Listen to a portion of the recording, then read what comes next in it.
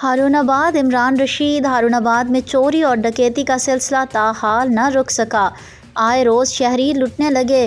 چوری ڈکیتی اور رہزنی معمول بن گیا۔ ہارون آباد روز چوری ڈکیتی اور رہزنی کی وارداتیں معمول بن گئیں۔ شہری غیر محفوظ۔ ہارون آباد تھانہ صدر کے حدود میں ایک ہی دن میں ڈکیتی کی 2 وارداتیں۔ اہل علاقہ میں خوف و ہراس۔ ایک واردات قاضی والا روڈ اقبال نگر جبکہ دوسری واردات فورٹ عباس روڈ نزد اوکے بیکرز پر ہوئی۔ پی جے اے میڈیا گروپ ہارون آباد نے ایک ڈکیتی کی CCTV فوٹیج حاصل کر لی۔ 2 رکنی ڈکیت گینگ نے اسلحے کے زور پر دکاندار کو لوٹ لیا۔ مقامی پولیس نے اطلاع ملنے پر موقع پر پہنچ کر معمول کے مطابق تفتیش کا عمل شروع کر دیا۔